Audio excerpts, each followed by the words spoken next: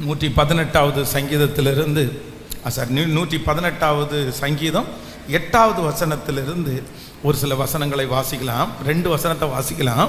மனுஷனை நம்புவதை பார்க்கிலும் கர்த்தர் பேரில் பற்றுதலாய் இருப்பதே நலம்.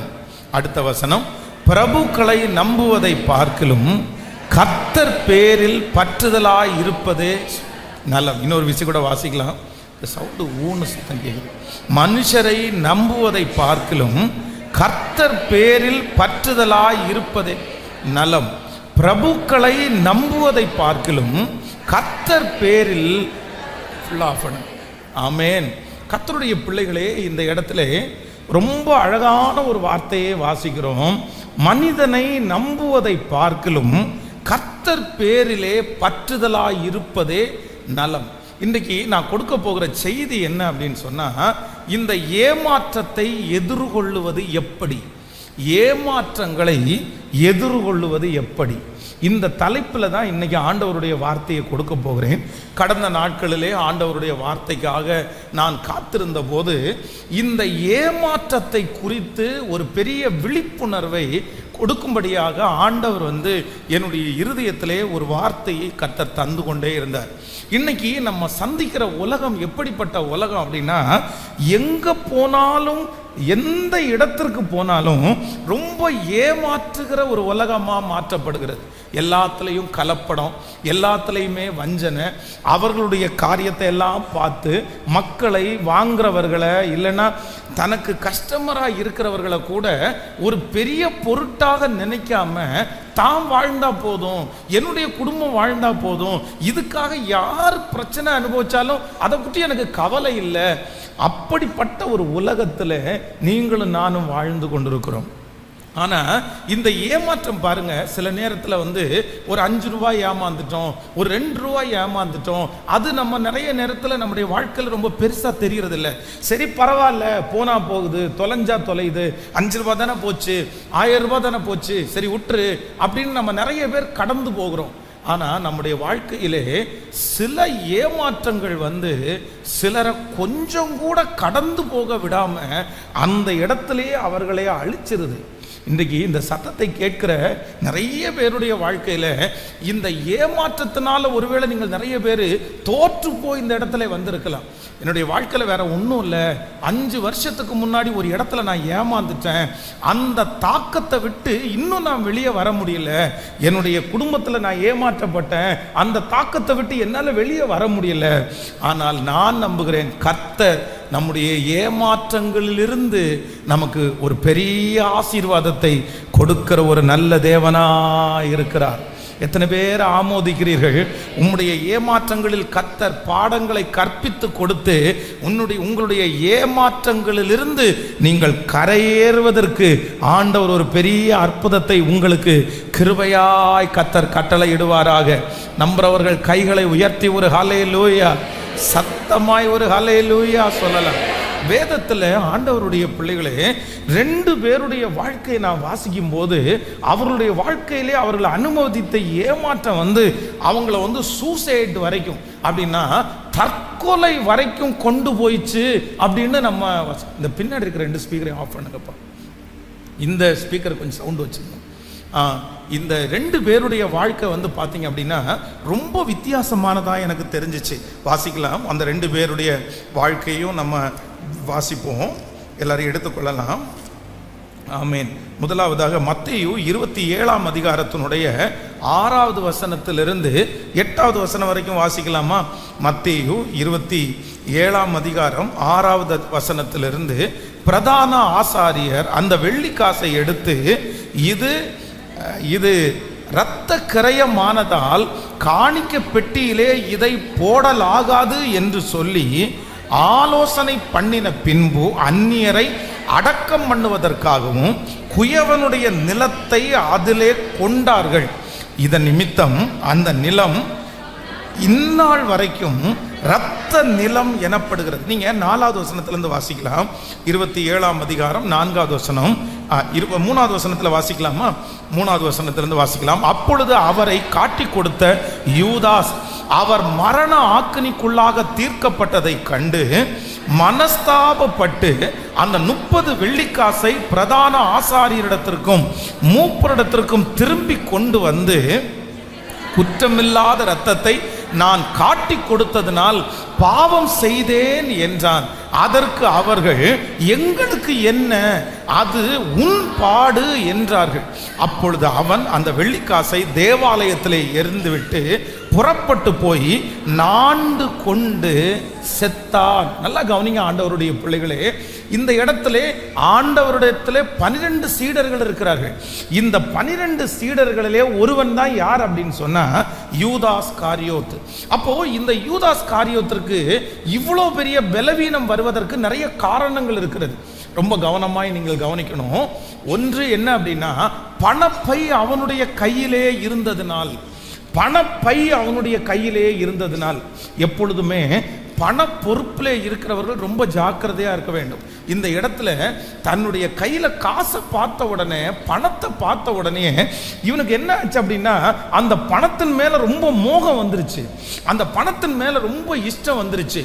கர்த்தருடைய பிள்ளைகள் ஒன்று நினைத்துக் கொள்ளுங்கள், உங்களுக்கு பணம் தேவைதான், பணம் அவசியமானது தான். ஆனால் உங்களுடைய மனசை எப்படி மாற்றிக்கணும் அப்படின்னா, சிலரெல்லாம் சில பணத்தை பார்த்துட்டாங்கன்னு வைங்களேன், உடனே அவங்களுடைய இருதயம் அப்படியே அதில் விழுந்துருது.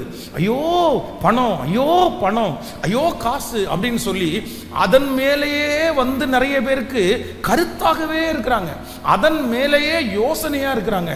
ஆனால் ஒன்று நினச்சிக்கோங்க, இல்லை, ஒரு தேவனுடைய பிள்ளை வந்து எப்பொழுதுமே பணத்தை தலைக்கு மேலே நீங்கள் வைக்கவே கூடாது, அது தலைக்கு மேலே இருக்கவே கூடாது. பணம் நமக்கு அவசியம்தான், ஆனால் அதே நேரத்தில் என்னை ஆளுகை செய்கிறதற்கு விடமாட்டேன் என்கிற ஒரு ஞானம் ஆண்டவருடைய பிள்ளைகளுக்கு தேவை. இந்த இடத்துல யூதாஸ் என்ன ஆச்சு அப்படின்னா, அவன் வந்து இவனுடைய மனசுல வந்து இந்த 30 வெள்ளிக்காசுக்காக ஆசைப்பட்டதற்கு காரணம் ஆண்டவரை கொல்லுகிறதற்காக அல்ல, அவ்வளவுதான் பிடிச்சு கொடுக்கலாம், இவர் கொன்றுவாங்க அப்படின்றதுக்காக அல்ல. இவன் வந்து தனக்கு பணத்தை வந்து சம்பாதிக்கிறதற்காக இந்த சூழ்நிலையை பயன்படுத்தி கொள்ளுகிறதற்கு நினைச்சான். அவ்வளோதான். நமக்கு வந்து ஒரு முத்தம் கொடுத்தா போதும், இல்லைன்னா காட்டி கொடுத்தா போதும், நமக்கு வந்து வெள்ளிக்காசு 30 வெள்ளிக்காசு கிடைக்கும். சிலர் வந்து இன்னைக்கு நிறைய பிரச்சனையில் அகப்படுவதற்கு காரணம் என்ன அப்படின்னு சொன்னால், சின்ன இன்வெஸ்ட்மெண்ட் பண்ணால் போதும் நமக்கு ரொம்ப பெருசாக கிடைக்கும். அவ்வளோதான். 1000 ரூபாய் கொடுத்தா போதும் 1 லட்சம் ரூபாய் கிடைக்கும், 10,000 ரூபாய் கொடுத்தா போதும் 10 லட்சம் ரூபாய் கிடைக்கும். இப்படிப்பட்ட எந்த இடத்துலையும் ஆண்டவருடைய பிள்ளைகள் ஒரு நாளும் நீங்கள் சிக்கிறாதீங்க. நன்றாய் நினைத்து கொள்ளுங்கள். 10 ரூபாய் நம்ம ஒரு இடத்துல கஷ்டப்படாமல் கொடுத்து, ஞானம் இல்லாமல் கொடுத்து, அதில் வருகிற 1000 ரூபாய் நமக்கு நிற்காது, அது நமக்கு கிடைக்கவும் கிடைக்காது. இந்த மாதிரி பணத்தின் மேல் வைத்திருக்கிற மோகத்தினால தங்களுடைய பணம் எனக்கு நிறைய கிடைக்கும், சின்ன இன்வெஸ்ட்மெண்ட் தான் அப்படின்னு நினைச்சு விழுந்து போனவர்கள் எத்தனையோ பேர். அதில் ஒருத்தர் தான் யார் அப்படின்னா இந்த யூதாஸ் காரியம். இப்போ இவன் வந்து பணத்தை வாங்கிட்டான், அவங்களிடத்துல கொண்டு போய் கொடுக்குறான். இல்லை, எனக்கு இந்த காசு வேண்டாம், நான் குற்றமில்லாத ரத்தத்தை நான் காட்டி கொடுத்தேன், நீங்கள் எல்லாரும் என்னை ஏமாத்திட்டீங்க, என்னை தப்பாக சொல்லி கைட் பண்ணிட்டீங்க. உடனே அவங்க வந்து ஒத்துக்கலை, நாங்கள் ஒத்துக்க மாட்டோம், இது உன் பாடு, நீ வச்சுக்கோ அப்படின்னாங்க. உடனே ஏமாற்றம் தாங்க முடியாமல் வேதம் சொல்லுகிறது, அப்பொழுது அவன் அந்த வெள்ளிக்காசை தேவாலயத்தில் எரிந்து விட்டு புறப்பட்டு போய் நான்கு கொன்று செத்தான்.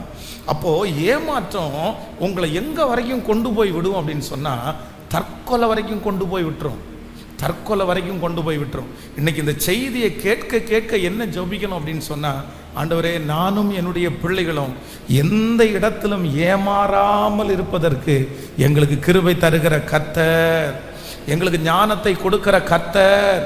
எத்தனை பேர் ஆமோதிக்கிறீர்கள்? தேவன் உங்களுக்கு தருவதற்கு கர்த்தர் வல்லவராய் இருக்கிறார். இதுவரைக்கும் நீங்கள் ஏமாந்திருக்கலாம், இதுவரையிலும் உங்களை ஏமாற்றி இருக்கலாம், ஆனால் இன்றைக்கு இந்த பலிபீடத்திலிருந்து இந்த வார்த்தை கடந்து வருகிறது. இஸ்ரவேலின் தேவனாகிய கர்த்தர் எதிர்க்கிறவர்களுக்கு முன்பாக ஞானத்தை உங்களுக்கு தந்து, ஒருவருக்கு முன்பாகவும் ஏமாறாதபடி, இனி ஏமாறாதபடி நம்முடைய குடும்பத்தை கர்த்தர் காப்பாற்றுவதற்கு கர்த்தர் வல்லவராய் இருக்கிறார். வேதம் சொல்லுகிறது, பெலிஸ்தியருடைய கைகள் தாவீதின் மேல் விழுவதற்காக சவுல் என்னப்பட்டவன் எப்படியாவது ஏமாத்தி பெலிஸ்தியருடைய கையில இவனை சிக்க வைக்கலான்னு நினைச்சு, எப்பா என் பொண்ணை கல்யாணம் பண்ணி தரேன், நான் இந்த பதவியை உனக்கு தர்றேன், நீ போய் அந்த இடத்துல போயிட்டு போரிட்டு வான்னு அனுப்பி விடுறான். ஆனா சவுலுடைய மனசுல என்ன இருக்கு அப்படின்னு சொன்னா, இவன் போய் நிற்கும் போது பெலிஸ்தியர் இவனை கொன்று விடுவார்கள் என்று நினைத்தான். ஆனா வேதம் சொல்லுகிறது, தாவீது போன இடத்திலெல்லாம் கர்த்தர் அவனோடு கூட இருந்து அவனை எல்லா மனுஷனுடைய கைக்கும் கர்த்தர் காப்பாற்றினார். அந்த தேவனாகிய கர்த்தர் இன்றைக்கு இந்த சத்தத்தை கேட்கிற உங்களுக்கும் எனக்கும் அவர் தேவனாய் இருக்கிறார். நீங்கள் போகிற இடத்திலெல்லாம் நம்மை காப்பாற்றுவதற்கு ஒரு தூதனை நமக்கு முன்பாக அனுப்புவாராக. நம்மை சிக்க வைக்க வேண்டும் என்று நினைக்கிற அத்தனை சவுலுடைய தந்திரங்களையும் கர்த்தர் முறித்து போடுவாராக. நம்புறவங்க கரங்களை தட்டி ஆமென். நம்முடைய பிள்ளைகள் சிக்க வேண்டும் என்று நினைக்கிற ஒவ்வொருத்தருடைய தந்திரங்களையும் கர்த்தர் அதமாக்கி போடுவாராக. ஹல்லேலூயா. இந்த சத்தத்தை கேட்கிற யாராவது ஒருத்தர் ஏமாந்து போனவர்கள் இந்த இடத்துல இருக்கலாம். பாஸ்டர், உண்மையிலே நான் தான் பாஸ்டர் அது நம்பி ஏமாந்துட்டேன், அன்பு செலுத்தி நான் ஏமாந்துட்டேன், நான் ஏமாந்ததுனால ரொம்ப கஷ்டப்படுறேன், அவ்வளோதான், அதிலிருந்து எனக்கு யார் மேலேயும் ஒரு பிடிப்பே வரமாட்டேங்குது, என்னுடைய வாழ்க்கையை நான் தொலைச்சிட்டேன், அதுக்கப்புறம் என்னால் சுயமாக வாழவே முடியல, நான் பேசாமல் செத்துட்டுமா, நான் பேசாமல் இந்த உலகத்தை விட்டே போகலாமா, நான் லாயக்கே இல்லாத பர்சன், இந்த அளவுக்கு என்னை ஏமாத்திட்டாங்களே அப்படின்னு உங்களுடைய இருதயம் ஒருவேளை உடைந்து போய் இருக்குமானால் ஆண்டவர் வாக்கு கொடுக்கிறார், இனி உங்களை யாருடைய கையிலையும் ஏமாறாதபடி, உங்கள் பிள்ளைகளுடைய உங்க பிள்ளைகளுடைய வாழ்க்கையில ஏமாறாதபடி உங்களை காக்கிறதற்கு ஒரு தேவன் இருக்கிறார். எல்லாரும் கைகளை உயர்த்தி பலத்த சத்தமாய் அப்பாவிடத்துல கேளுங்க, அந்த ஞானம் எனக்கு உண்டாகட்டும் ஆண்டவரே. முழு பலத்தோட கேளுங்க, தகப்பனே இனி நானோ என்னுடைய பிள்ளைகளையோ யார் முன்னாடி, இது ஒரு நல்ல ஜெபம், இந்த ஜெபத்தை எல்லாரும் ஏறெடுக்கணும். ஆண்டவரே, இந்த மோசமான உலகம், இந்த வஞ்சிக்கிற உலகம் எந்த இடத்துல போனாலும் ஆண்டவரே ஏமாற்றாங்கன்னு தெரிஞ்சா உடனே எனக்கு ஒரு வெளிச்சத்தை கொடுங்கப்பா, எனக்கு உடனே கற்று கொடுங்க ஆண்டவரே, எனக்கு அந்த ஞானத்தை கொடுங்க ஆண்டவரே. ஆண்டவரே, ஏமாற்றுகிறவர்களை பார்க்கும் போது எனக்கு அந்த விசேஷித்த ஞானம் என்னிடத்துல வெளிப்படட்டும் ஆண்டவரே, வெளிப்படட்டும் ஆண்டவரே.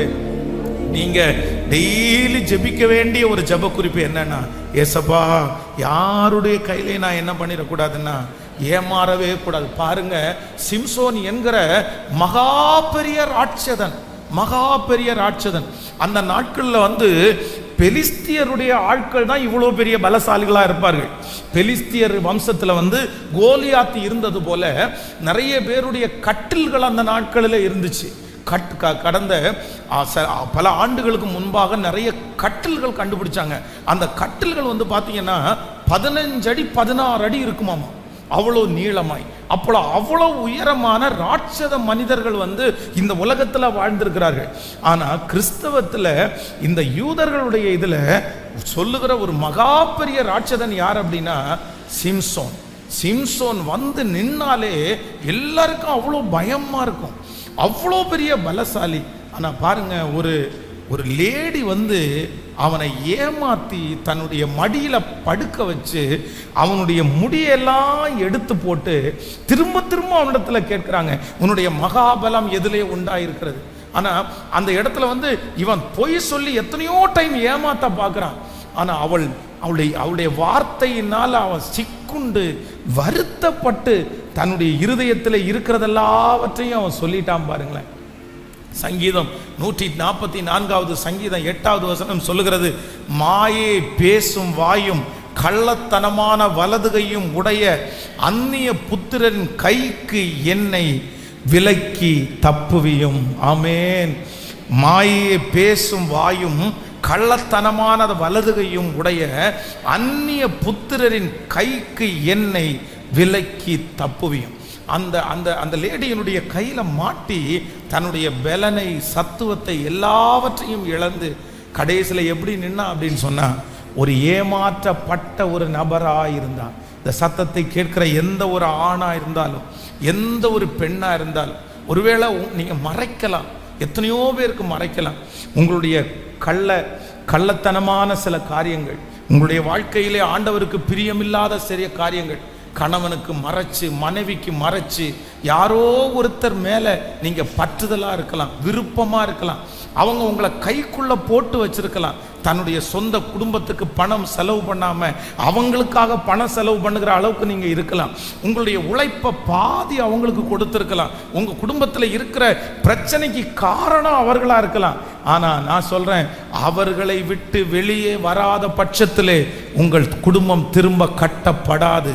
மகளே, நீ ஏமாந்து கொண்டிருக்கிறாய். மகனே, நீ ஏமாந்து கொண்டிருக்கிறாய். நீ சீக்கிரம் திரும்பி வருவாயானால் உன்னை மறுபடியும் கட்டுவதற்கு கர்த்தர் வல்லவராய் இருக்கிறார். நீங்க திரும்பி வராத பட்சத்திலே ஏமாறுகிறவருடைய முடிவு அது வித்தியாசமான முடிவுக்கு போய்விடும். அப்போ நம்ம டெய்லி ஜெபம் பண்ண வேண்டியது என்னன்னா, என்னை ஏமாற்றுகிறவருடைய கைக்கு என்னை என்ன பண்ணுங்கன்னா தப்பு விப்பிறாக. வாலிப தம்பிகளும் தங்கச்சிகளும் அப்படிதான் ஜெபிக்கணும். அந்நியனுடைய கண்ணுக்கு என்னை மறைச்சிக்குங்க, துஷ்டனுடைய கண்ணுக்கு என்னை மறைச்சிக்குங்க. பாருங்க, ஸ்கூல் படிக்கிற பிள்ளைங்க, காலேஜ் படிக்கிற பிள்ளைங்க ரொம்ப ஏமாத்துறவங்களா இருக்கிறாங்க. பிள்ளைகளுக்கு ஆசை காமிச்சு ஏதோ ஒன்று சொல்லி அப்படியே அவங்கள மனசை மாற்றி, பிள்ளைகளே, வாலிப தங்கச்சி தம்பி ரொம்ப ஜாக்கிரதையாக இருப்பா. நீ ரெண்டுல தான் ஏமாறுவ. ஒன்று, நீ நம்புறதுனால ஏமாறுவ. நம்பர் 2, ரெண்டாவது, நீ வச்சிருக்கிற அன்புனால ஏமாறுவ. ஒரு மனுஷன் 2 விதத்தில் ஏமாற்றப்படுறான். ஒன்று, அளவு கடங்காத அன்பு சிலரை ஏமாற்றும். இல்லை அப்படின்னா அளவு கடங்காத நம்பிக்கை ஒரு மனுஷனை ஏமாற்றும். ஒரு மனுஷனிடத்துல மனுஷன் அன்பு வைக்கிறதுக்கு ஒரு லிமிட்டேஷன் இருக்கிறது. ஒரு மனுஷன் நம்புறதுலே என்ன இருக்குன்னா லிமிட்டேஷன் இருக்கிறது. ஆமென் சொல்லுங்கள். நம்பத்தக்கவர் அவர் ஒருவர் மட்டுமே, உண்மை உள்ளவர் அவர் ஒருவர் மட்டுமே. எல்லாரும் சேர்ந்து ஆண்டவரிடத்துல சொல்லுங்க, நம்பத்தக்கவர் நீர் ஒருவர் தானே, உண்மையுள்ளவர் நீர் ஒருவர் தானே. நம்பத்தக்கவர் நீர் ஒருவர் தானே, உண்மையுள்ளவர் நீர் ஒருவர் தானே. பொய் சொல்லிட மனிதனல்ல, மனம் மாறிட மனுபுத்திரனல்ல. பொய் சொல்லிட நீர் மனிதனல்ல, மனம் மாறிட மனுபுத்திரனல்ல. நீ செய்வதை தடுப்பவர் யாரும், நீ செய்வதை தடுப்பவர் கைகளமால் தெய்வமே, சர்வ வல்லமையுள்ளவரே, யெகோவா தெய்வமே, என்னை பெருக செய்பவரே. சொல்லும், என் சடா தெய்வமே, சர்வ வல்லமையுள்ளவரே,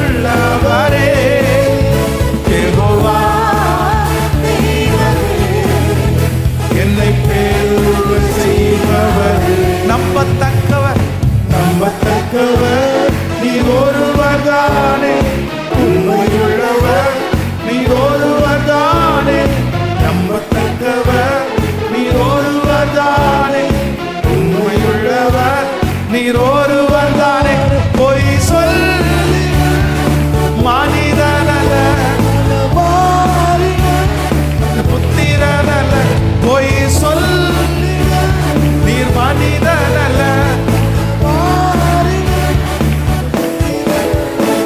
நீ செய்வதை தடுப்பவர் யாரும் இல்லை, நீ செய்வதை தடுப்பவர் யாரும். கைகளமால் எல் ஷடா தெய்வமே, சர்வ வல்லமையுள்ளவரே,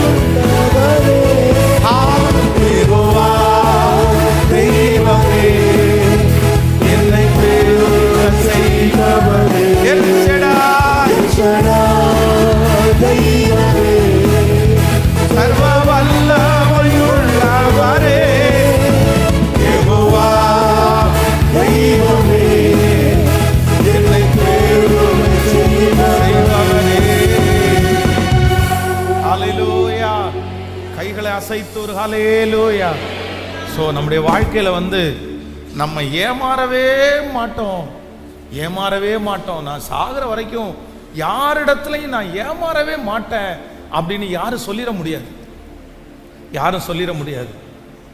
நம்ம வந்து சில நேரங்களில் வந்து எவ்வளவு கவனம் உள்ளவர்களாக இருந்தாலும், எவ்வளவு ஞானம் உள்ளவர்களாக இருந்தாலும், சில நேரத்தில் நம்ம அறியாமலே நம்ம என்ன பண்ணிடுவோம்னா சில இடத்துல ஏமாந்து போயிடுவோம்.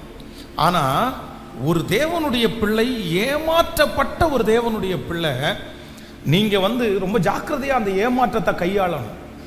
அந்த ஏமாற்றத்தை சரியாக நீங்கள் கையாளலைன்னா அந்த ஏமாற்றம் உங்களை எங்கே கொண்டு போய் விடும் அப்படின்னா மரணம் வரைக்கும் உங்களை கொண்டு போய் விட்டுரும். உங்களை தற்கொலைக்கு நேராக உங்களை வழிநடத்தும், உங்களுடைய வாழ்க்கையை முழுவதும் முடிச்சு போயிடும். அதனால் ஒரு 3 காரியத்தை உங்களோட சொல்லி உங்களுக்காக ஜெபிக்க போகிறேன். இந்த செய்தி உங்களுக்கு ரொம்ப பிரயோஜனமாக இருக்கும்னு நான் நம்புகிறேன். ஸோ இன்றைக்கு ஒருவேளை இந்த சிச்சுவேஷன் உங்களுக்கு இருக்குமான்னு எனக்கு தெரியல, ஆனாலும் ஆண்டவர் ஒரு வார்த்தையை பேசுகிறார் என்றால் அது காரணம் இல்லாமல், நோக்கம் இல்லாமல் ஆண்டவர் பேசவே மாட்டார்.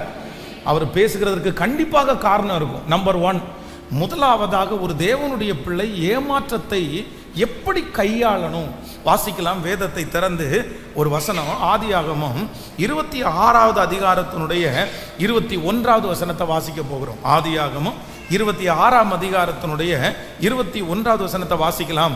வேறொரு துறவை வெட்டினார்கள், அதை குறித்தும் வாக்குவாதம் பண்ணினார்கள். ஆகையால் அதற்கு சித்னா என்று பெயரிட்டான். பின்பு அவ்விடம் விட்டு பெயர்ந்து போய் வேறொரு துறவை வெட்டினான். அதை குறித்து அவர்கள் வாக்குவாதம் பண்ணவில்லை.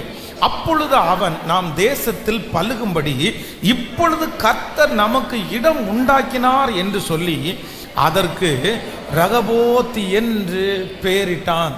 கர்த்தருடைய பிள்ளைகளே, வேதத்தில் வந்து ரொம்ப ஏமாந்து போன ஒரு மனுஷன் யார் அப்படின்னா இந்த ஈசாக்கு. இந்த ஈசாக்கை குறித்து பொதுவாக வேதத்தில் வாசிக்கும் போது இவன் வந்து யார் அப்படின்னு சொன்னால், இவன் ரொம்ப ரொம்ப சாஃப்டான, ரொம்ப அமைதியான ஒரு புருஷன் தான் இந்த ஈசாக்கு. ஈசாக்கு வந்து வாயில்லாத பூச்சி, எதிர்த்து பேச தெரியாதவன், சத்தம் போட தெரியாதவன். பாருங்க, தன்னுடைய தகப்பனாகிய ஆபிரகாம் வந்து ஆண்டவர் பலி செலுத்தணும்னு சொன்னபோது தன்னுடைய மகனாகிய ஈசாக்கை வந்து கட்டைகளை எல்லாம் அடுக்கி அதன் மேல் அவர் என்ன பண்ணார், அவனை கட்டி படுக்க வச்சிட்டார். ஒரு வாலிப பையன். அந்த நாட்களில் ஈசாக்கு வந்து வாலிப பையன். ஆனால் ஆபிரகாமுக்கு எத்தனை வயசு ஆகுது அப்படின்னா கிட்டத்தட்ட 100 வயசு அவருக்கு தாண்டிருச்சு. 100 வயதை தாண்டின ஒரு தகப்பனார், வாலிப வயதாய் இருக்கிற ஒரு மகன். அப்போ யார் இந்த இடத்துல ஜெயிப்பா? யார் இந்த இடத்துல மேற்கொள்ள முடியும்? இந்த இடத்துல இந்த அவுத்து விடுறீங்களா இல்லையா? என்ன நினச்சிங்க? என்ன சும்மா இப்படி கொண்டு வரலான்னு நினச்சிங்களா? என்னென்னமோ பேசியிருக்கலாம். ஆனால் ஈசாக்கு வந்து வாய் திறவாத ஒரு பூச்சியை போல படுத்து கிடந்தான். தன்னுடைய தகப்பனார் கட்டைக்கு மேலே வச்சு தன்னை கட்டுறாரு, கத்தியை எடுக்கிறார், கையில் கத்தியை எடுக்கிறாரு. தன்னுடைய தகப்பனார் கொல்ல போகிறார் அப்படின்னு அறிஞ்சு வச்சிருந்தான். ஆனால் கூட தப்பிக்கிறதற்கு எந்த முயற்சியும் எடுக்காதவன் யார் அப்படின்னா ஈசாக்கு. ஈசாக்கை பொறுத்த வரைக்கும் ரொம்ப ஒரு 100 வயசில் பிறந்ததுனால என்ன தெரியல, ரொம்ப சாஃப்டான ஒரு கேரக்டர். ஆனால் இந்த இடத்துல என்ன வருதுன்னா, ஏசேக்கு அப்படின்ற ஒரு இடத்துல அவனுடைய துறவை ரொம்ப வாஞ்சையாய் தோண்டுகிறார். ஐயோ, எங்கள் அப்பா சம்பாதிச்சது, எங்கள் அப்பாவுடைய சொத்து இப்போ என் கையில் கிடச்சிருக்குது. ரொம்ப கற்பனையோட பெரிய காரியத்தை யோசித்து அந்த துறவை தோண்டும் போது அந்த ஊர்காரங்கள்லாம் வந்து அவனை ஏமாத்துறாங்க. இல்லை, இது உன்னுடையது இல்லை, நீ எப்படி இதை உன்னுடையதுன்னு சொல்லுவேன்? எழுதி வச்சிருந்தா உன்னுடையது ஆகுமா? அப்போ தன்னுடைய தகப்பனார் உண்டாக்கின தன்னுடைய நல்ல சொத்து, தன்னுடைய சொத்தை இவன் இப்போ ஏமாந்து விட்டுட்டு வர வேண்டிய ஒரு சூழ்நிலை உண்டானது. ஸோ 2வது இடத்துல போகிறான். அங்கே போய் வாஞ்சியோட கூட சரி பரவாயில்ல, அந்த இடத்த தான் தரல, இது எங்கள் அப்பாவுடைய தான், இந்த இடத்த அவங்க ஏமாற்ற முடியாதுன்னு சொல்லி அந்த இடத்துல துறவை தோண்டுகிறான். வேதம் சொல்லுகிறது, அங்கேயும் அவர்கள் அவனோடு வாக்குவாதம் பண்ணி இது எங்களுடையது அப்படின்னு சொல்லி அவனை துரத்தி விடுவதற்கு எத்தனை பண்ணினார்கள். ஆனால் வேதம் சொல்லுகிறது, அவன் மறுபடியும் அந்த இடத்தை விட்டு இன்னொரு துறவை தோண்டி அதற்கு ரகபோத் என்று பெயரிட்டான். கர்த்தர் அங்கே அவனுக்கு இடம் உண்டாக்கினார். ஆமென். இந்த ஏமாற்றத்தை ஒரு தேவனுடைய பிள்ளை எப்படி எப்படி கையாளணும் அப்படின்னு சொன்னா, சிலர் ஏமாந்த உடனே என்ன நினைக்கிறாங்க அப்படின்னு சொன்னா, அவ்வளவுதான் என் வாழ்க்கை முடிஞ்சிருச்சு, அவ்வளவுதான், இனி இதுக்கு மேல நான் பண்ண முடியாது, எனக்கு இதுக்கு மேல எந்த காரியத்தை செய்வதற்குள்ள வசதிகள் எதுவும் இல்லை, நான் இந்த இடத்துல ஏமாத்திட்டேன், இல்ல என் சொந்தம் என்னை ஏமாத்திருச்சு, இல்ல என்னுடைய அண்ணன் தம்பி என்னை ஏமாத்துச்சு, இல்ல அவங்கெல்லாம் நல்லா இருக்காங்க, அவங்கெல்லாம் நல்லா வருவாங்க, நான் நல்லா வரமாட்டேன், எனக்கு கொடுக்கல. இப்படிப்பட்ட நினைவு ஒரு தேவனுடைய பிள்ளைக்கு இருக்கவே கூடாது. ஒன்று நீங்கள் நினைத்து கொள்ளுங்கள், உங்களை எத்தனை விசை அவர்கள் உங்களை ஏமாற்றினாலும் அவர்கள் ஏமாற்றினதை விட 10 மடங்கு அதிகமாய் திரும்ப கொடுக்கிறதற்கு கர்த்தர் வல்லவராய் இருக்கிறார். நீங்கள் ஏமாந்த பணத்தை பல மடங்கு திரும்பி தருவதற்கு ஆண்டவர் வல்லவராய் இருக்கிறார். நீங்கள் விட்ட பணத்தை திரும்பி தருவதற்கு கர்த்தர் வல்லவராய் இருக்கிறார். ஆண்டவர் உங்களுக்கு ஒரு ரகபோத்தை கொடுப்பாரே ஆனால் கர்த்தர் சித்னாவிலே இழந்தது, ஆமேன், ஏசேக்கிலே இழந்ததை கர்த்தர் பல மடங்கு உங்களுக்கு ரகபோத்திலே தருவதற்கு கர்த்தர் வல்லவராய் இருக்கிறார். நான் நம்புகிறேன், இந்த சத்தத்தை கேட்கிற ஆண்டவருடைய பிள்ளையே, என்னை இப்படி ஏமாத்திட்டானே, இனி எனக்கு ஒண்ணுமே இல்லை, என்னுடைய அப்பா கொடுத்ததை ஏமாத்திட்டான், எங்க அம்மா கொடுத்ததை ஏமாத்திட்டான், நான் சம்பாதிச்சதை ஏமாத்திட்டான், என் வாழ்க்கையே முடிஞ்சிருச்சு, இதுக்கு மேல நான் என்ன பண்ணுவேன்னு யாரோ ஒருத்தர் இந்த செய்தியை கேட்டுக்கொண்டிருக்கலாம். ஆனா ஆண்டவர் வாக்கு கொடுக்கிறார், நீ சோர்ந்து போகாதே, நீ மனம் தளராதே, நீ தொடர்ந்து முன்னேறு, நீ தொடர்ந்து வேலை செய்ய ஆரம்பி, நீ தொடர்ந்து காலடி எடுத்து வை. ஓ ஹல்லேலூயா! இஸ்ரவேலின் தேவனாகிய கர்த்தர் நீ ஏமாந்ததை பல மடங்கு உனக்கு திரும்ப தருகிறவர். நல்ல கரங்களை தட்டி, முழு பலத்தோட கரங்களை தட்டி, இயேசுவே, இப்பொழுது கரங்களை தட்டும் போதே என் பிள்ளை ஏமாந்த அந்த வாழ்க்கை திரும்ப கிடைக்கட்டும், ஏமாந்த அந்த பணம் திரும்ப கிடைக்கட்டும். கர்த்தர் இனி ஆசீர்வதிக்கிற இடத்துல அந்த ஆசீர்வாதத்தை திரும்ப தருகிற கர்த்தர் நல்லவர்.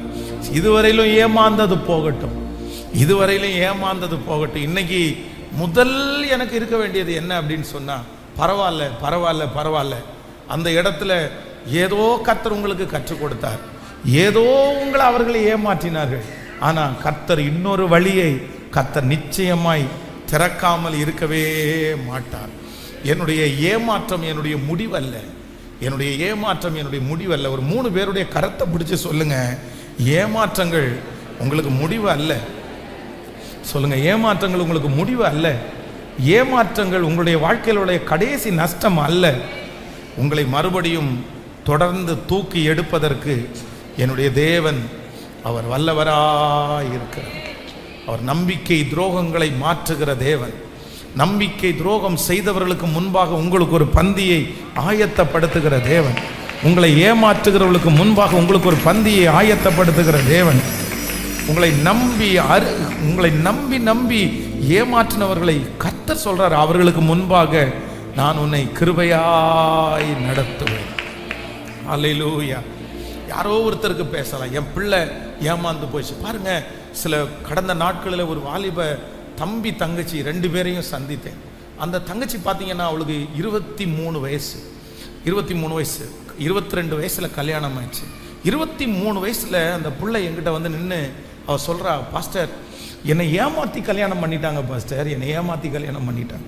அந்த பையன் கூடவே நிற்கிறான். அந்த பையன் நான் கேட்குறேன், என்னப்பா இந்த பாப்பா இப்படி சொல்கிறாளே என்னன்னு கேட்டா, ஆமாம் பிரதர், எனக்கு அந்த மாதிரிலாம் ஒன்றும் இன்ட்ரெஸ்ட் இல்லை. என்ன அப்படின்னா 24 மணி நேரமும் தன்னுடைய செல்ஃபோனில் கேமே விளையாடிட்டு இருக்கிறாங்க.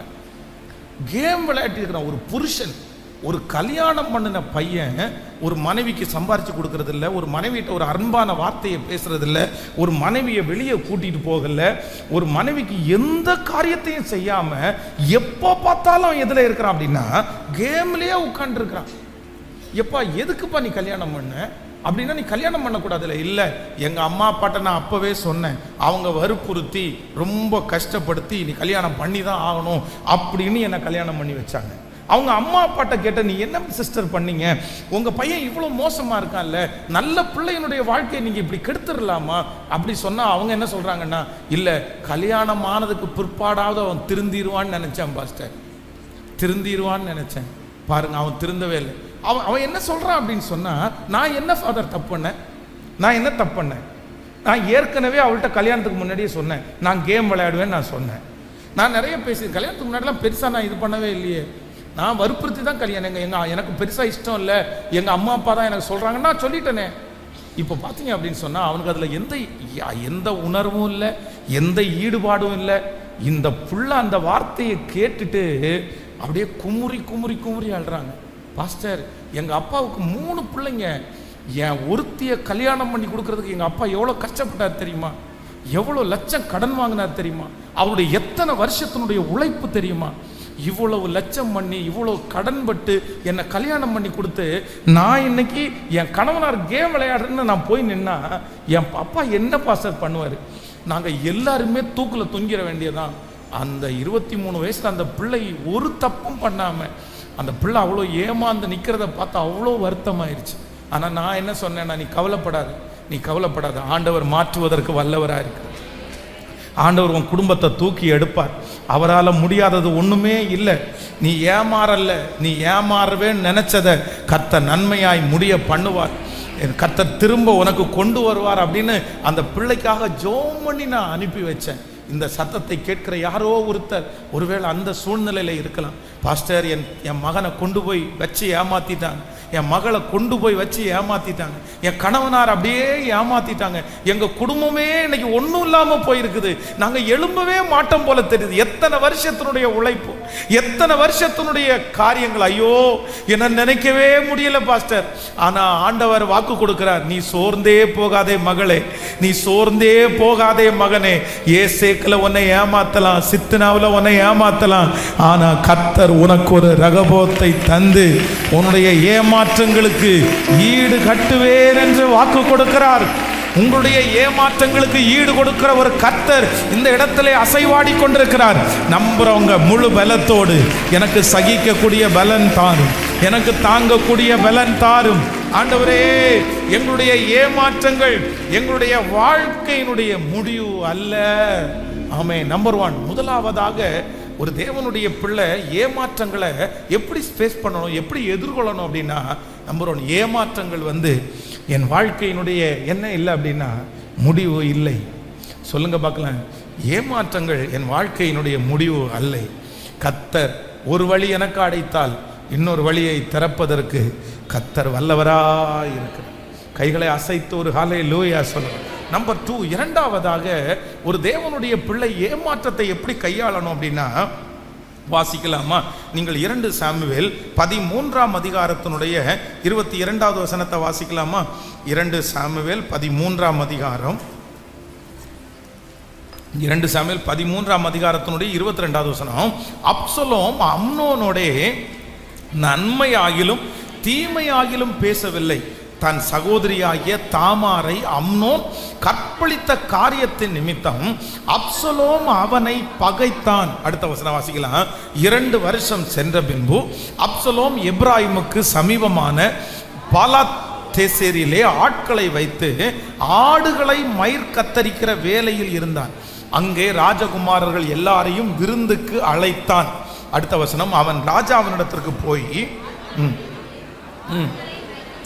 ஆடுகளை மயிர் கத்தரிக்கிறேன், ராஜாவும் அவருடைய ஊழியக்காரரும் உமது அடியோனோட வரும்படி வேண்டிக் கொள்ளுகிறேன் என்றார். போதும், நீங்க வீட்டில் போய் இந்த வசனத்தை தொடர்ச்சியாக வாசிங்க.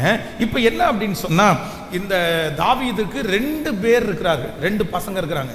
ஒருத்தன் பேரு அம்னோன், இன்னொருத்தன் பேரு அப்சலோம்.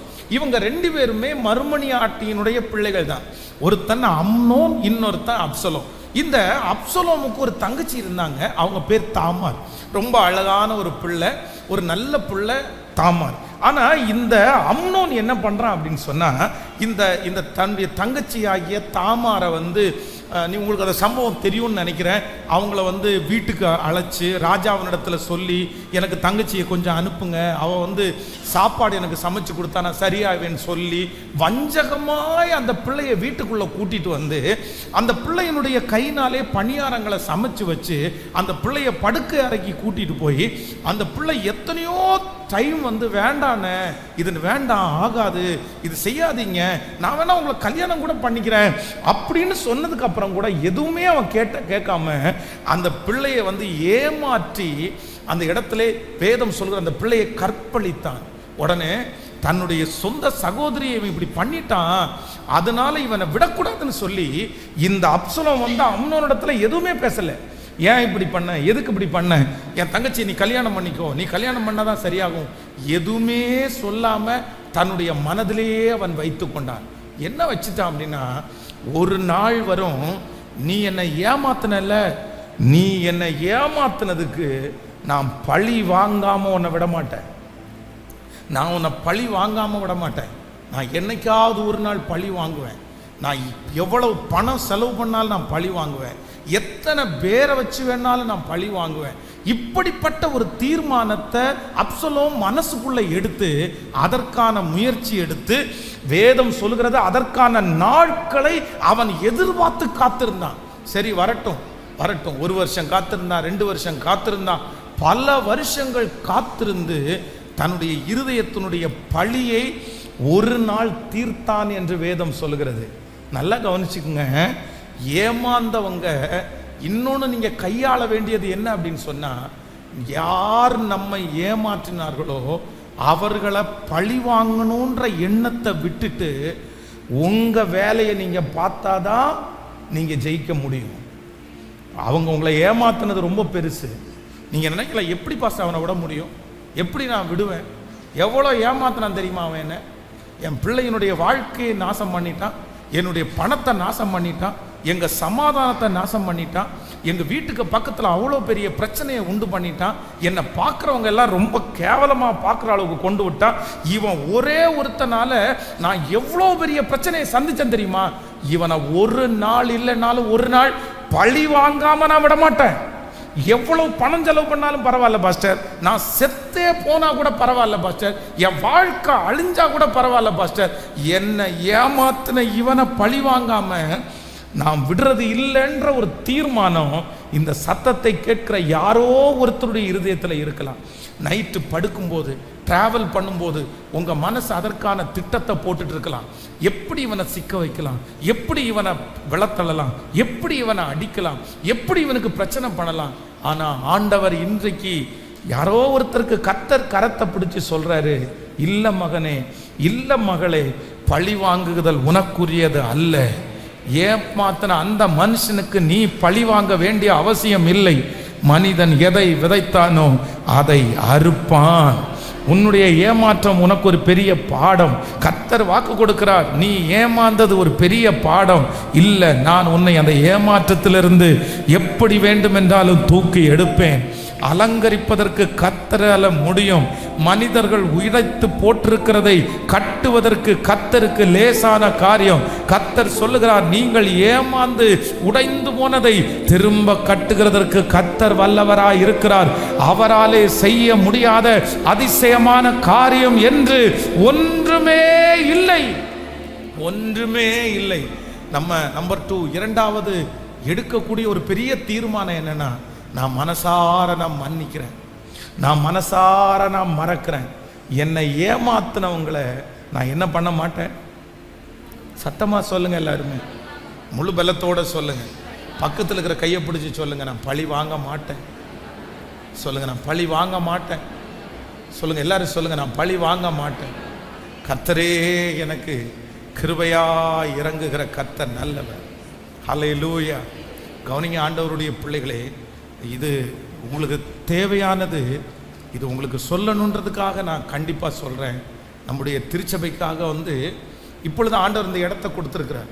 ஆனால் ரொம்ப அந்த ஒரு 10 ஆண்டுகளுக்கு முன்பாக பார்த்தீங்கன்னா கொஞ்சம் பணம், அப்போ அந்த கொஞ்சம் பணத்தை வைத்து ஒன்றுக்கும் ஆகாத ஒரு இடம், அந்த இடம் டிச்சு ஓரத்தில் இருக்குது. அப்போ அந்த மனுஷன் ரொம்ப கஷ்டத்தில் இருக்கிறார். அப்போ எங்கிட்ட ஒருத்தர் சொன்னார், பாஸ்டர் இவருக்கு ஒரு சின்ன ஹெல்ப் பண்ணிங்கன்னா இந்த இடத்த நம்ம வாங்கிடலாம். அந்த இடம் அன்னைக்கு ஒரு 2 லட்சம் ரூபான்னு வச்சுக்கோங்களேன், நம்ம வாங்கிடலாம். வாங்கிட்டோம்னா திருப்பி நம்ம ஒரு 5-6 வருஷம் தாண்டி வித்துட்டோம்னா ஒரு 2-3 லட்சம் ரூபாய் எக்ஸ்ட்ரா கிடைக்கும், அதை நம்ம ஊழியத்துக்கு பயன்படுத்தலாம், நீ ஆனால் முயற்சி எடுக்கிறீங்களா அப்படின்னு சொன்ன உடனே அவர் சொன்னவர் ரொம்ப நம்பிக்கைக்குரியவர்.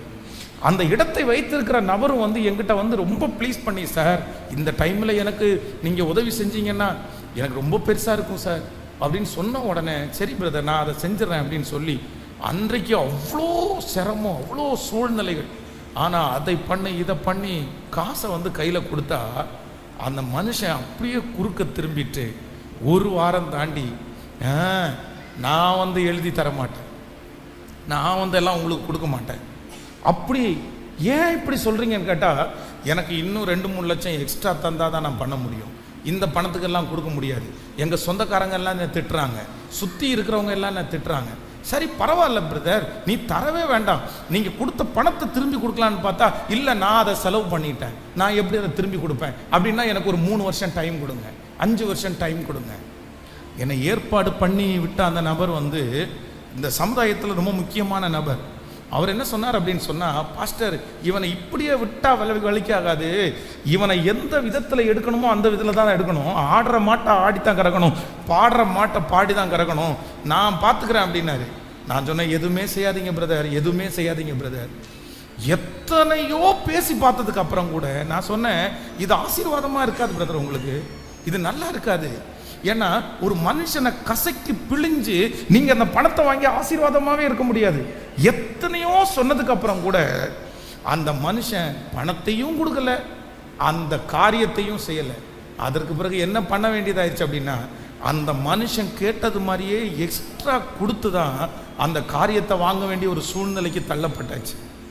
மனசு நொந்து மனசு வருத்தப்பட்டு அந்த காரியத்தை செஞ்சோம்.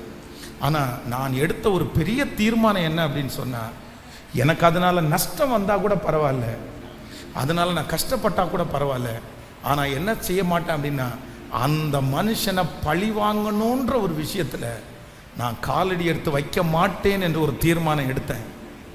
அந்த தீர்மானம் எடுத்தேன்.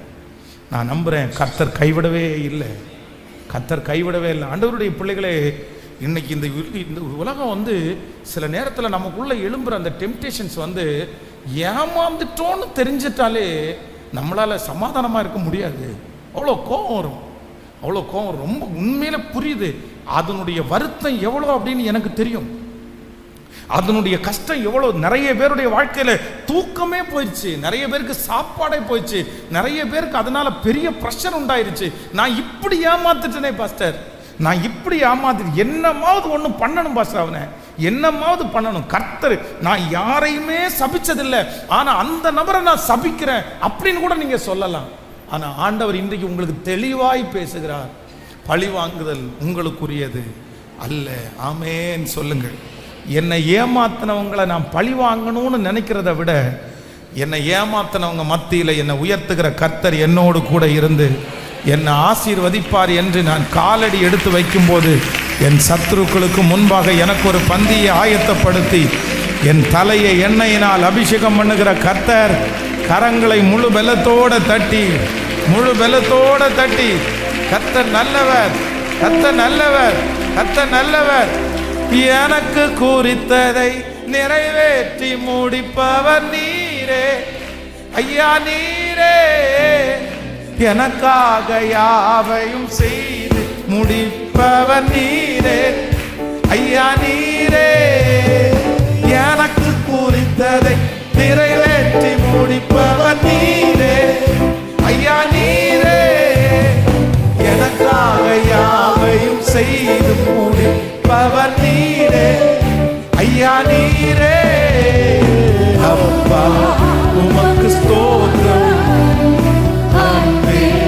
உமக்கு ஸ்தோத்திரம், அப்பா உமக்கு ஸ்தோத்திரம், அன்பே உமக்கு ஸ்தோத்திரம், உம்மலாகாத காரியம் ஒன்றுமில்லை, உம்மலாகாத காரியம் ஒன்றுமில்லை,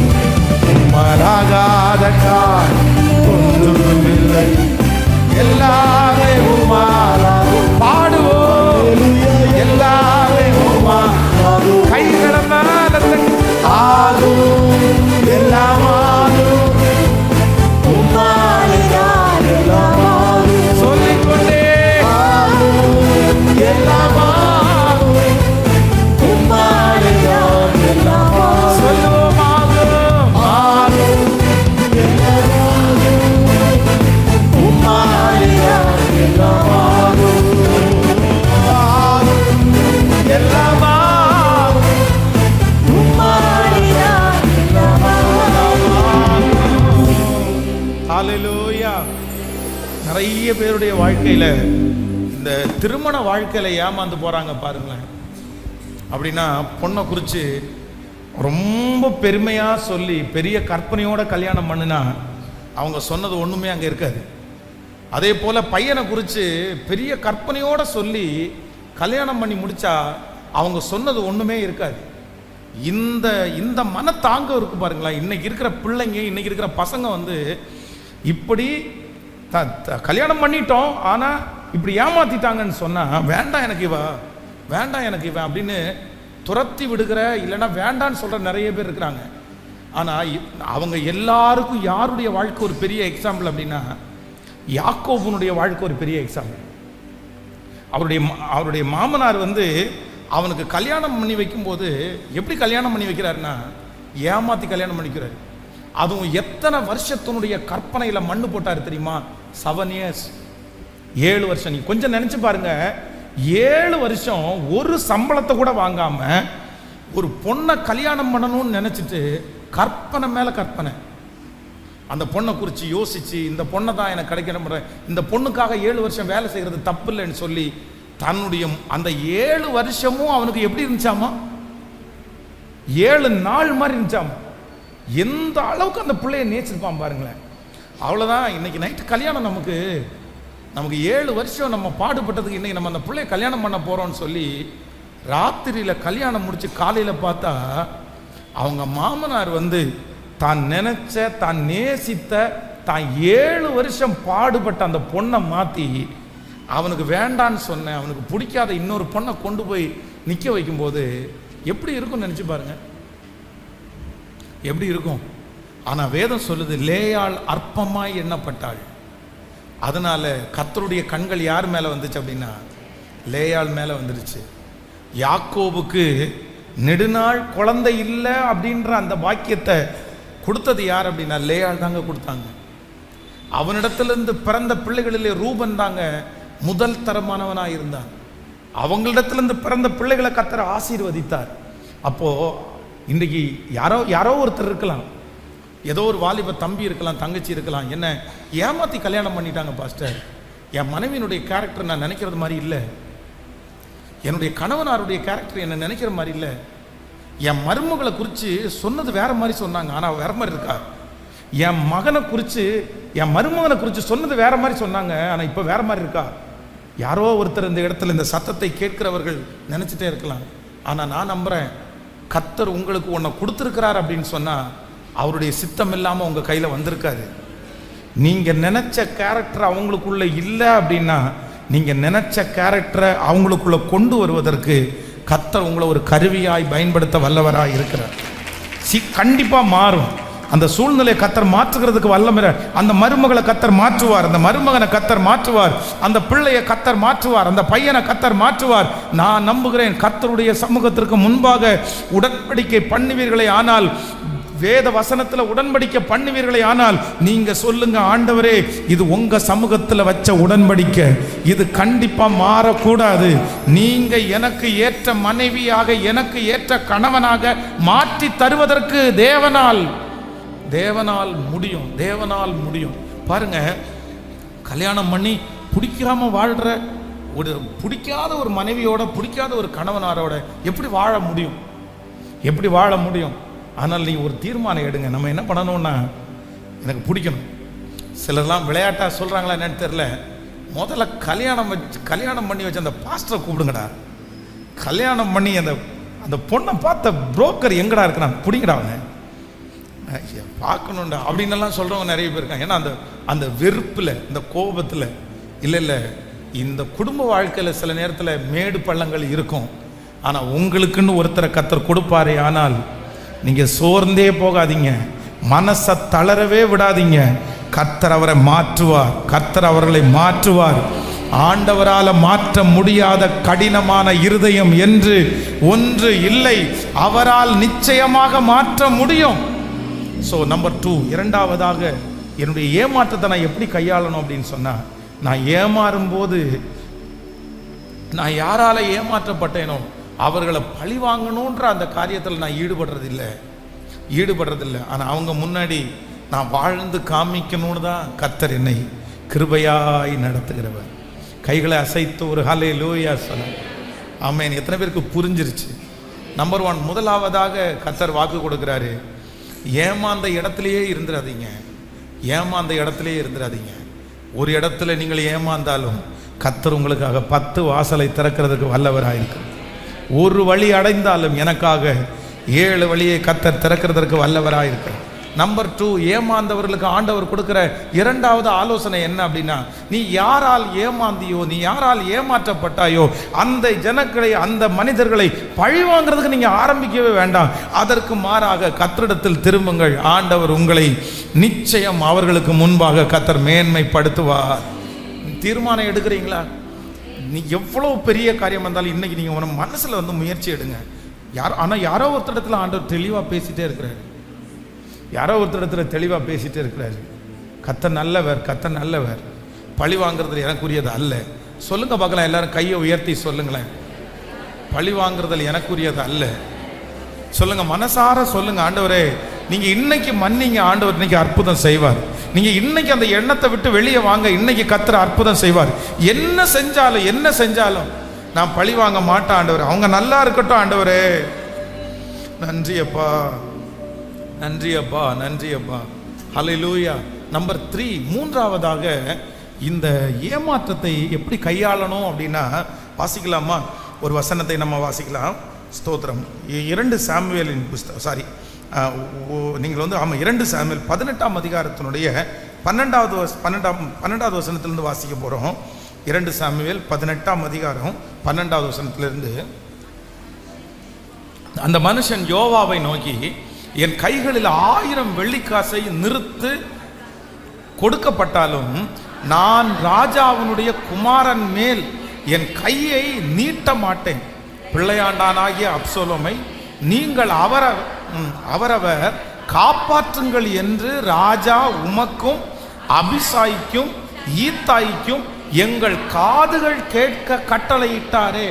கவனிங்க, நீங்க வீட்டில் போய் வாசிங்க. இது என்ன அப்படின்னா, தாவீதுனுடைய ஒரு பெரிய படை தளபதி யார் அப்படின்னா யோவாப். கவனிங்களா, தாவீதுனுடைய பெரிய படை தளபதி யோவாப். அப்போ இந்த யோவாப் என்ன பண்றாரு அப்படின்னு சொன்னா, இந்த அப்சலோம் என்கிற இந்த மனுஷன் இப்போ முன்னாடி வாசிச்சோம்ல, இந்த அம்னோனுடைய தங்கச்சியாகிய தாமாரின் நிமித்தம் அம்னோனை இந்த அப்சலோம் கொன்றுவான். கொன்ன உடனே ராஜா என்ன பண்ணுவார் அப்படின்னு சொன்னா, அவன் பட்டணத்துக்குள்ள வர முடியாது அப்படின்னு சொல்லி அவனை தூரத்தில் வச்சிருப்பாரு.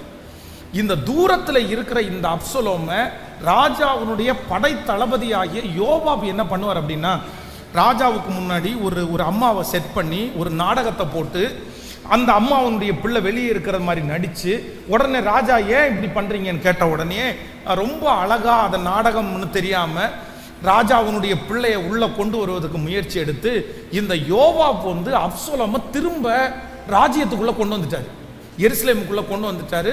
இப்போ தாவீது மன்னிச்சு, சரிப்பா நீ வாழ்ந்துட்டு போ அப்படின்றாரு.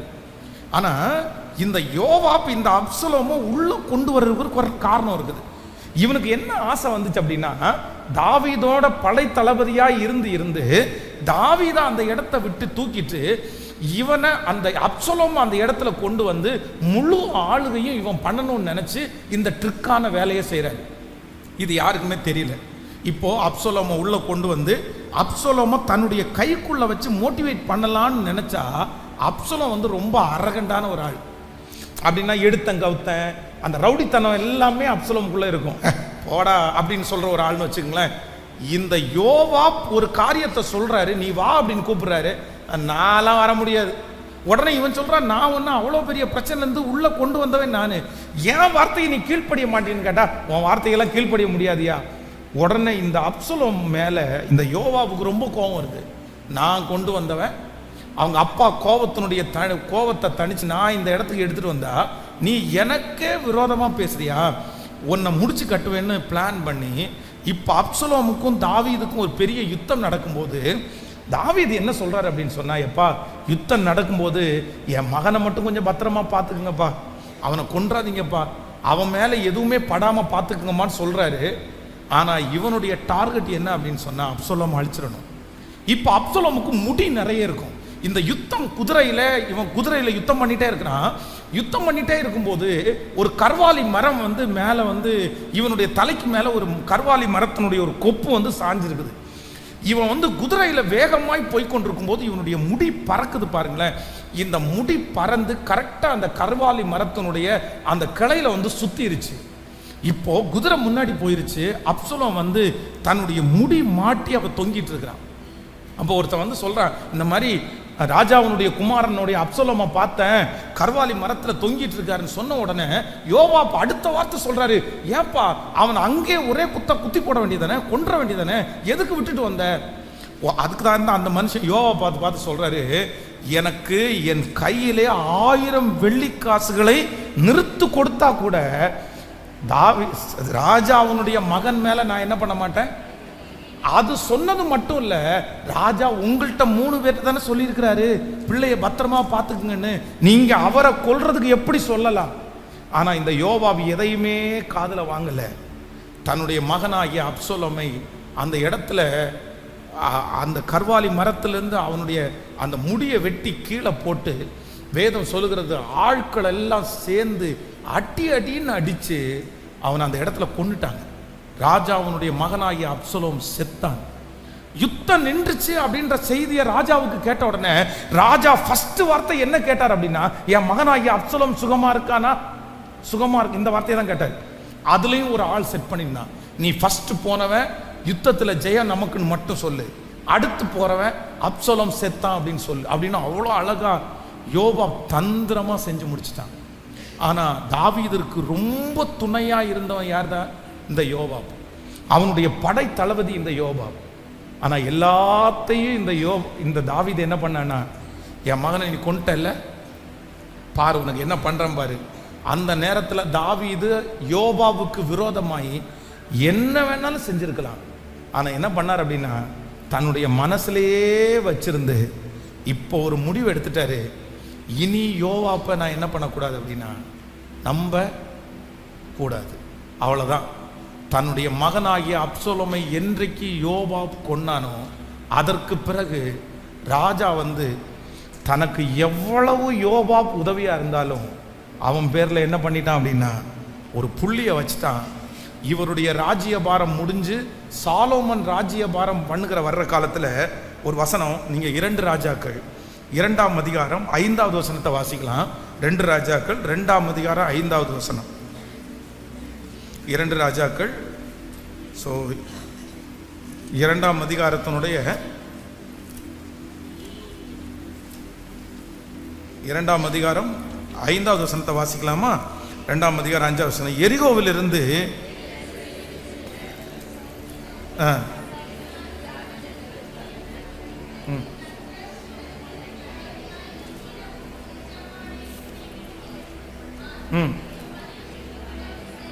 இல்ல 2 சாமுவேல் 13ஆம் அதிகாரம் 22வது வசனத்தை வாசிக்கலாமா? 13ஆம் அதிகாரம் 22. அப்சலோம் அம்னோனுடைய நன்மை ஆகிலும் தீமை ஆகிலும் பேசவில்லை.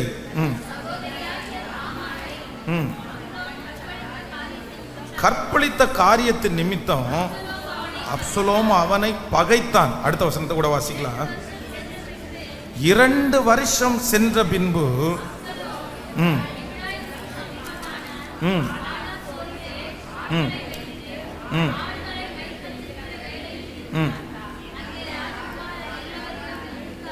நீங்க 1 ராஜாக்களின் புஸ்தகம் 2ஆம் அதிகாரத்தினுடைய 5வது வசனத்தை வாசிக்கலாமா?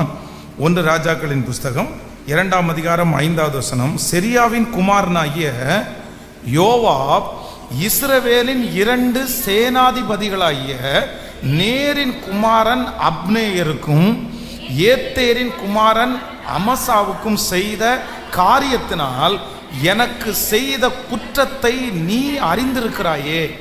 அவன் அவர்களை கொன்று சமாதான காலத்திலேயே யுத்த காலத்து இரத்தத்தை சிந்தி யுத்த காலத்து இரத்தத்தின் அறையில் உள்ள கச்சையினாலும் தன் கால்களில் இருந்த பாதரட்சினாலும் வடிய விட்டானே.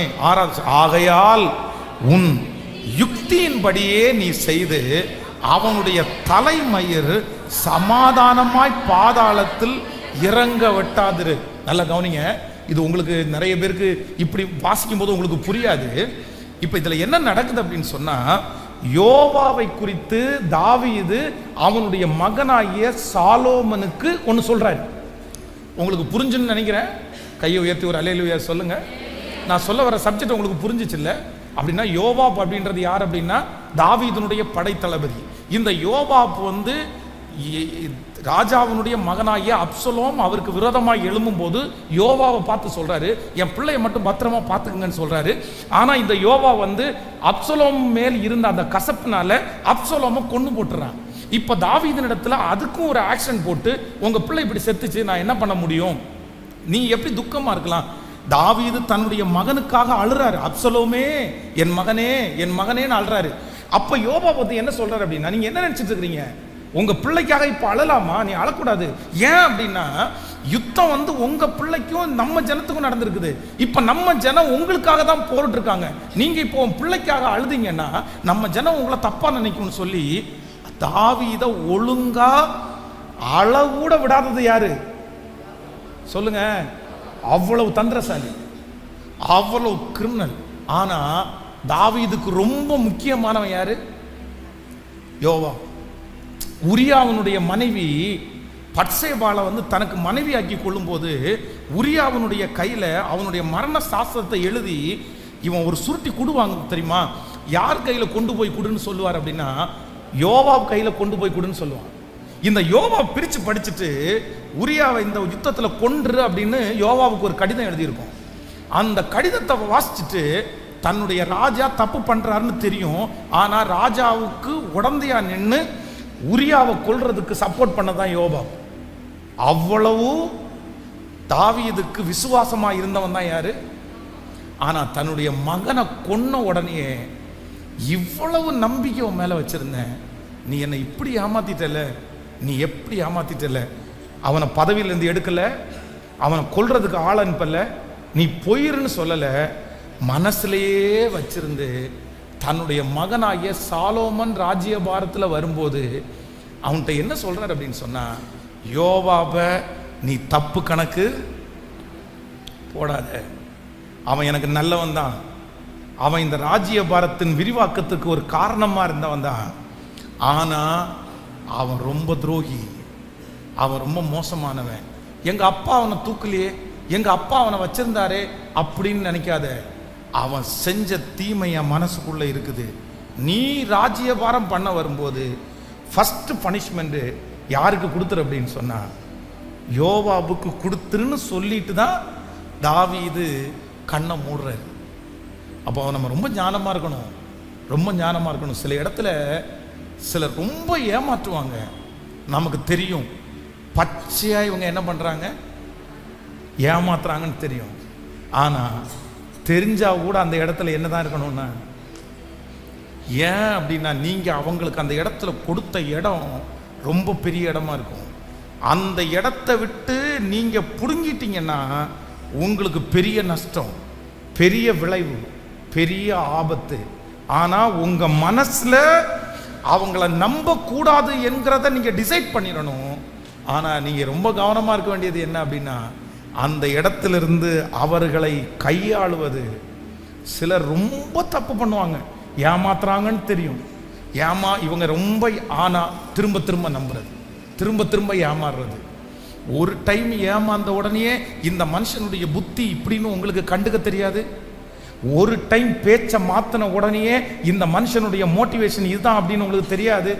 அவன் 1000 வார்த்தை சொல்லட்டும், ஒரு டைம் அந்த மாதிரி ஒரு காரியத்தை நடந்துக்கிட்டாங்கன்னா கண்டிப்பாக அவங்களுடைய மோட்டிவேஷன் உங்களை ஏமாத்துறது தான் அப்படின்ற ஞானத்தை நீங்க தெரிஞ்சுக்கிட்டு மறுபடியும் மனசுல வைக்கணுமே தவிர அவங்கள்ட்ட என்ன பண்ணிட முடியாது அப்படின்னா, சத்தமா சொல்லுங்க, ஏமாந்துடக்கூடாது. ஒரு கடந்த சில மாதங்களுக்கு முன்பாக ஒரு மளிகை கடைக்காரரை சந்தித்தேன். அப்போ அவர் எனக்கு ஒரு ஜப குறிப்பு சொன்னார். என்ன ஜப குறிப்பு சொன்னார்னா, பாஸ்டர் நல்ல ஒரு வேலையாளுக்காக ஜெபம் பண்ணுங்க, எனக்கு ஒரு நல்ல வேலையாள் எனக்கு வேணும் அப்படின்னு சொன்னார். எனக்கு அவருடைய கடையில் ஒருத்தர் வேலை செய்கிறாரு, அவர் ரொம்ப நல்லா வேலை செய்வார், இவர் ரொம்ப சப்போர்ட்டிவ் ஆனவர்னு எனக்கு தெரியும். உடனே அவரை பார்த்து கேட்டேன், ஏன் பிரதர், அவருடைய பேரை சொல்லி அந்த பிரதர் வந்து உங்களுக்கு ரொம்ப சப்போர்ட்டிவாக இருந்தார், அவர் உங்கள் கூட இல்லையா அப்படின்னு கேட்டார். அப்போ அவர் சொன்னார், பாஸ்டர் அவர் என் கூட தான் இருக்கார், அவரை கூட தான் வச்சுருக்கிறேன், அவரால் எனக்கு ரொம்ப நிறைய நன்மை நடந்திருக்குது. ஆனால் போன சில நாட்களுக்கு முன்னாடி நான் ஒரு பெரிய காரியத்தை கண்டுபிடிச்சேன். அவர் கல்லாப்பட்டியிலேருந்து நான் இல்லாத நேரத்தில் பணம் திருடுறாரு பாஸ்டர், அவர் திருடன்னு கண்டுபிடிச்சேன். உடனே எனக்கு கோவம் வந்துச்சு, என்ன பிரதர் திருடன்னு கண்டுபிடிச்சதுக்கப்புறம் எப்படி பிரதர் உள்ளே வச்சுருக்கிறீங்க, எதுக்கு பிரதர் உள்ளே வச்சுருக்கீங்க? ஐயோ பாஸ்டர், மொத்த வேலையும் அவனுக்கு தான் தெரியும், எந்தெந்த பொருள் எந்தெந்த இடத்துல இருக்குன்னு அவனை தான் தெரியும். இப்போ அவனை மட்டும் தூக்கிட்டோன்னா கடையை இழுத்து முடிட்டு நான் வீட்டில் உட்காண்ட வேண்டியதான். அதுக்காக சரி என்னதான் பண்ணீங்கன்னு கேட்டேன். ஒன்றும் இல்லை, கடைக்கு அந்த கல்லாப்பட்டிக்கு மேலே ஒரு சிசிடிவி கேமரா மாட்டினேன். சிசிடிவி கேமரா மாட்டி அந்த கல்லாப்பட்டியில் இருக்கிறவட்ட சொன்னேன், எப்பா வர்றவங்க நிறைய பேர் காசு கொடுக்காம போகிறாங்க போல தெரியுது, அதனால் கொஞ்சம் வாட்ச் பண்ணிடுவோம் அப்படின்ட்டு சிசிடிவி கேமரா மாட்டியிருக்கிறேன், கொஞ்சம் கவனமாக பார்த்துக்கோன்னு அவனுக்கு தெரியாமலே சொன்னேன்னு. உங்களுக்கு பெரிய ஞானம் பிரதர். இல்லை வேற என்ன பாஸ்டர் பண்ணுறது, இன்னொருத்தர் உருவாகிற வரைக்கும் இவரை வச்சுதான் நம்மளா இருந்தா ஏமா அந்த அடுத்த நிமிஷத்தை சட்டையை பிடிச்சி நாய வெளியே போ, நம்பிக்கை இல்லாதவன், துரோகி, இப்படி பண்றவன் அப்படி பண்றவன், நீ ஏன் இப்படி பண்ண, நீ எல்லாம் இப்படி பண்ணுவியா, வீழ் நம்ம கத்தி கூப்பாடு போட்டு அப்படியே நம்ம ஒதுக்கி தள்ளிடுவோம். ஆனா இந்த தாவீது என்ன சொல்றான் அப்படின்னு சொன்னா, ஒருத்தரால ஏமாந்துட்டீங்கல்ல, ஒருத்தர் உங்களை ஏமாத்திட்டாங்கல்ல, நீங்க என்ன பண்ணணும் அப்படின்னா தண்டனை கொடுக்கவோ ரியாக்ட் பண்றதோ நம்முடைய வேலை அல்ல. என் மனதிலே வைத்து கொண்டு இனி நான் உன்னை என்ன பண்ண மாட்டேன்னா, சத்தமா சொல்லுங்க, பக்கத்துல கையை பிடிச்சி சொல்லுங்க, இனி உன்னை நம்ப மாட்டேன். ஆனா நிறைய பேர் சிம்சோனுடைய அக்காவும் சிம்சோனுடைய அண்ணனாவும் இருக்கிறீங்க. சொல்லுது புரியலையோ? இங்கே இருக்கிறவங்களுக்கும் சிம்சோனுக்கும் நல்ல சம்பந்தம் இருக்குது. நிறைய பேர் சிம்சோனுடைய அத்தையும் மாமாவும் மச்சானும் தம்பியும் இருக்குது. ஏன் தெரியுமா? ஃபர்ஸ்ட் ஒரு விசை உன்னுடைய மகாபலம் எதிலே உண்டாயிருக்கிறது அப்படின்னு அந்த லேடி கேட்ட உடனே, என்ன பச்சையான அகரினார் கயிறுகளினாலே கட்டினால் என் பலம் என்னை விட்டு போய் நான் மற்ற மனுஷங்களை போல பலட்சியமாயிருவேன்னு சொன்ன உடனே, சொன்ன அடுத்த நிமிஷத்துல தெளிலாள், சிம்சோனே இதோ பெலிஸ்தியர் உண்மையில் வந்து விட்டார்கள் அப்படின்னு சொன்ன உடனே ரூமுக்குள்ள இருந்து ஒவ்வொருத்தரும் கடித்து தடிய கம்ப தூக்கிட்டு வந்து இவனை அப்படி அடிக்க நிற்கிறான். பார்த்தீங்கன்னா அந்த இடத்துல தேவனுடைய ஆவியானவர் இறங்குறார். அவன் மேல் கட்டப்பட்டிருக்கிற அந்த கயிறு நெருப்பு பட்டது மாதிரி அப்படி வெறிக்குது. உடனே உணர்வு வேண்டாமா? அடுத்த டைம், சிம்சோனே உன்னுடைய மகாபலம் எதிலே உண்டாயிருக்குது அப்படின்னு கேட்கும்போது, பொல்லாத பிசாச என்ன பண்ணிட்டு இருக்கிற, ஏற்கனவே ஒரு டைம் என்னை ஏமாத்தின, இனி மறுபடியும் என்னை ஏமாத்துறியா, உனக்கு அடுத்த நிமிஷமே பெட்டியை கட்டிட்டு அந்த வீட்டை விட்டு வெளியே போயிருந்தா சிம்சோன் காப்பாற்றப்பட்டிருப்பாரா? ஹலோ, சிலருக்கு என்ன எண்ணமோ தெரியல, இன்னுமா இப்படிமா இருப்பீங்க, அவன் அம்பட்டமா ஏமாத்துறான்னு கேட்கல, சத்தமா தெரியுதா இல்லையா? அந்த பையன் ஏமாத்துறான், அந்த புள்ளை ஏமாத்துறது, மகன் ஏமாத்துறான், ஏற்கனவே ஒரு டைம் இப்படிதான் ஏமாத்துறான்னு தெரியும். ஆனாலும் மறுபடியும் மறுபடியும் மறுபடியும் ஒரு டைம் ஏமாறலாம் ஆண்டவருடைய பிள்ளைகளை, தெரியாம ஏமாத்துட்டோம். ஆனா மற்ற இன்னொரு டைமும் ஒரு மனுஷன்ட்ட நீங்க ஏமாறுறீங்கன்னா அவங்க மேல உங்களுக்கு அஃபெக்ஷன், அவங்க மேல உங்களுக்கு தவறான உறவு, அவங்க மேல உங்களுக்கு வித்தியாசமான ஒரு தொடர்பு, உங்களுக்கு சோல் டைம். ஒரு மனுஷனிடத்துல ஒரு டைம் ஏமாறுறது சரி, ஏமாந்துட்டோம். ஆனா அடுத்த டைம் நீங்க ஏமாறுறீங்கன்னா அந்த மனுஷனுக்கும் உங்களுக்கும் இருக்கிற ரிலேஷன்ஷிப்பு அது சரியானது. கேட்கல? சத்தமா சொல்லுங்க, பக்கத்தில் இருக்கிற கையை பிடிச்சே சொல்லுங்க. ஒரு டைம் ஏமாறுறது சகஜமாக கூட இருக்கலாம், ஆனால் ரெண்டாவது டைம் ஏமாறுறது, அதுவும் ஒரே நபர்கிட்ட, அது ஒரே ஆள்கிட்ட ரெண்டாவது டைம் ஏமாறுறீங்கன்னா கொஞ்சம் உங்களை டெஸ்ட் பண்ணி பாருங்க, உங்களுக்கு ஏதோ ராங் ரிலேஷன்ஷிப் இருக்கும். கண்டிப்பாக ஏதோ இருக்கும், ஏதோ ஒரு சோல்ட்டை இருக்கு, இல்லைன்னா ஏமாற முடியாது. நம்பர் 3, மூன்றாவது, நான் ஏமாற மாட்டேன். ஏமாற்றுகிற ஒரு நபர் என்னை ஏமாத்திட்டா இனி அவங்கள்ட்ட ஏமாறாதபடி நான் அதை எப்படி வச்சிருப்பேன்னா மனசுலேயே வைத்து. வாலிப தம்பி தங்கச்சி, இந்த ஜெபத்தில் இந்த சத்தத்தை நீ கேட்டுக்கொண்டே இருக்கலாம். மகனே, ரொம்ப ஜாக்கிரதையா இரு. உனக்கு நிறைய பேர் வாக்குறுதிகளை கொடுக்கலாம், நம்பகத்தன்மையான வார்த்தைகளை அள்ளி வீசலாம். ஆனா ஒரே ஒரு டைம் உனக்கு விரோதமா தப்பு பண்ணி சாரிப்பா சாரிப்பா சாரிப்பா சாரிப்பா சாரிப்பா, இந்த சாரின்ற ஒரு வார்த்தையை ஒரு பர்சன் கேட்குறாங்க அப்படின்னா, நீ நேசிக்கிற ஒரு பர்சன் கேட்குறாங்கன்னா, நீ வாக்குறுதியை நம்பின அந்த பர்சன் அந்த சாரின்ற வார்த்தையை கேட்குறாங்கன்னா, சாரின்ற வார்த்தையை கேட்ட உடனே மன்னிக்கிறது தவறல்ல. ஆனால் அந்த சாரின்ற வார்த்தையை திரும்ப திரும்ப திரும்ப கேட்கும்போது நீங்கள் ரொம்ப ஜாக்கிரதையா இருப்பா. வாலிப தம்பி, நீ ரொம்ப ஜாக்கிரதையா இரு. தங்கச்சி, நீ ரொம்ப ஜாக்கிரதையா இரு. உண்மை இல்லை. இத்தனை காரியத்தை பண்ணி கையும் களவுமா நீ பிடிச்சி இந்த விஷயம் இப்படிதான் தெரிஞ்சுக்கிட்டதுக்கு பிற்பாடு அந்த நபர் உன்னை அவ்வளவு அழகா பேசி உன்னை அழகா கைக்குள்ள போட்டு, இல்லப்பா நான் இதனால தான் பண்ணினேன்னு உன்னை திரும்பவும் நம்ப வச்சு மறுபடியும் நீ அந்த பர்சனையே நம்பிட்டு இருப்பாயானால் உன்னை யாராலையும் காப்பாற்ற முடியாதுப்பா. காப்பாற்ற முடியாது. நான் தீர்க்க தரிசனமா சொல்றேன். வாலிப தம்பி தங்கச்சி, ரொம்ப ஜாக்கிரதையா இரு. ஒரு டைம் பொய்ன்னு கண்டுபிடிச்சிட்டோம்னா, ஒரு டைம் அந்த பையன் அந்த பொண்ணு என்னை ஏமாத்துறான்னு கண்டுபிடிச்சதுக்கு அப்புறம் திரும்ப திரும்ப அவங்க நம்புறது ஆண்டவருடைய பிள்ளைகளுக்கு அழகு. சொல்லுங்க சத்தமா, அழகில்லை. வேண்டாம். அவங்களால கோடி லாபம் வந்தாலும் எனக்கு வேண்டாம். அவங்க கொடுக்குற பணம் எனக்கு வேண்டாம். அவங்க கொடுக்குற உயர்வு எனக்கு வெற்றியாய் கண்டிப்பாக. ஆனால் யாரோ ஒருத்தரத்துல கர்த்தர் பேசிட்டே இருக்கிறாரு. பணத்தை கொண்டு வேலைக்காக கொடுத்தாச்சு. கொடுக்கும்போது ஒரு டைம் 1 லட்சம் ரூபாய் ஏமாந்தாச்சு. 2வது டைமும் அதை விட பெரிய இடத்துல உன்னை வேலை வாங்கி கொடுக்குறேன்னு சொன்னா, ஏப்பா ஃபர்ஸ்ட் ஒரு இடத்துல கட்டின பணத்துக்கே வேலை வாங்கி கொடுக்க முடியாத அந்த நபர் இன்னொரு இடத்துல உனக்கு அடுத்த பணம் கொடுக்கும்போது உங்களுக்கு வேலை வாங்கி கொடுப்பாருன்னு நீங்க எப்படி நம்புறீங்கன்னு கேட்குறேன். எப்படி நம்புறீங்க? அப்படியே எழுமி நிற்கலாமா? எல்லாரும் எழுமி நின்று, தகப்பனே இந்த வார்த்தைக்காக ஜெபிக்கிற ஆண்டவரே,